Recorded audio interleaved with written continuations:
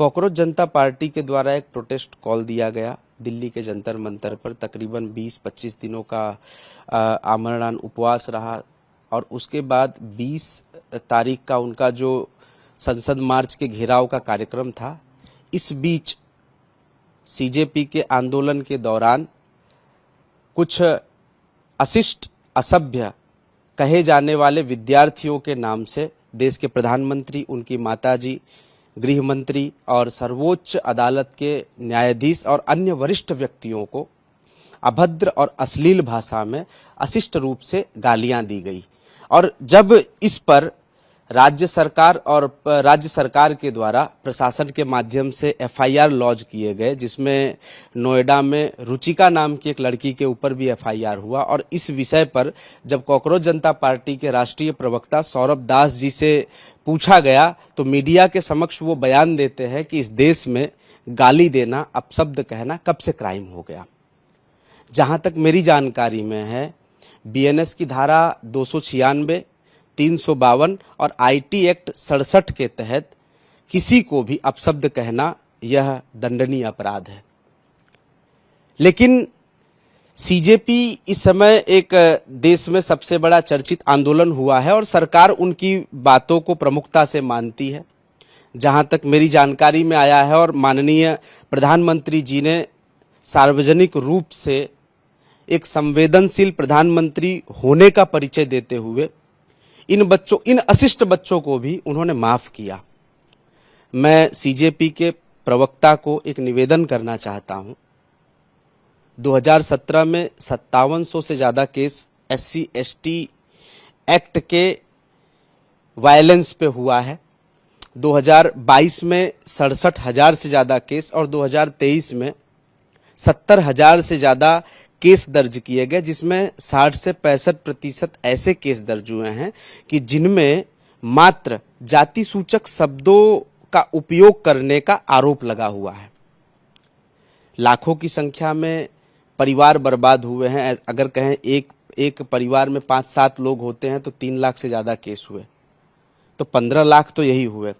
और इसमें सैकड़ों ऐसे लोग भी हैं कि जिनके ऊपर जब SC ST एक्ट लगा है तो पूरा परिवार व्यथित हुआ, सदमे में आया और ऐसी स्थिति भी आई कि परिवार के कई लोगों ने आत्महत्या भी कर ली और कई लोगों की मृत्यु भी हुई।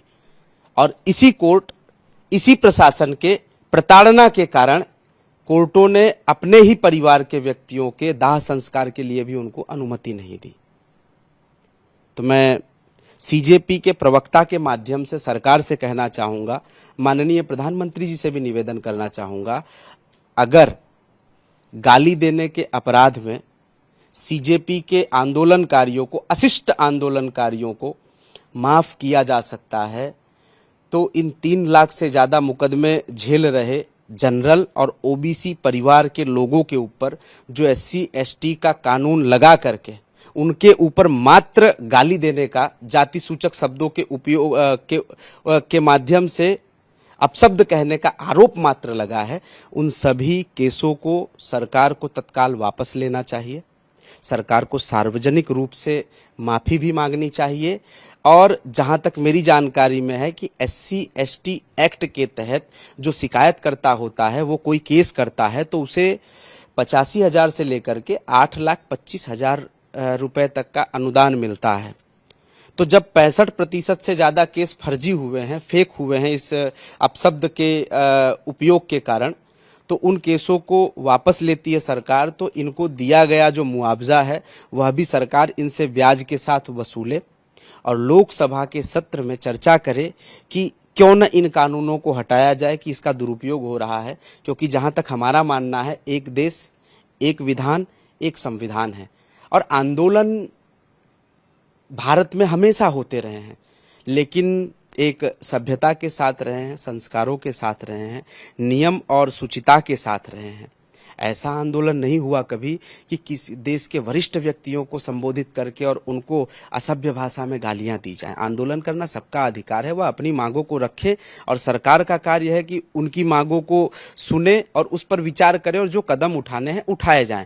परंतु सरकार को केंद्र में रख करके, सरकार को ब्लैकमेल करके, इमोशनली ब्लैकमेल करके, अपने आप को स्टूडेंट दिखा करके, जबकि वो हैं कि नहीं ये तो जांच का विषय है, दिखा करके और सरकार को ब्लैकमेल करके अपनी मांगों को मनवाना, ये कहां तक उचित है, ये सरकार को भी सोचना चाहिए, देश के नागरिकों को भी सोचना चाहिए। जो आपने जो शिकायत की है वो किसको की है?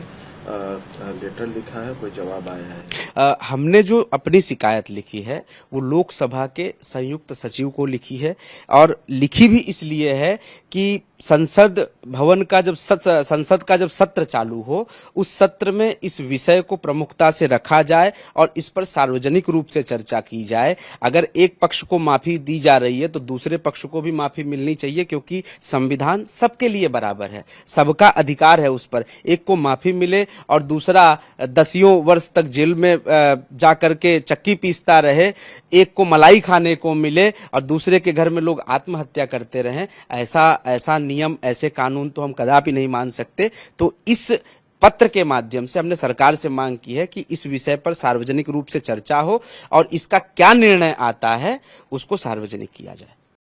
देश दुनिया की ताजा खबरें और वीडियोस के लिए अभी डाउनलोड करें पत्रिका ऐप।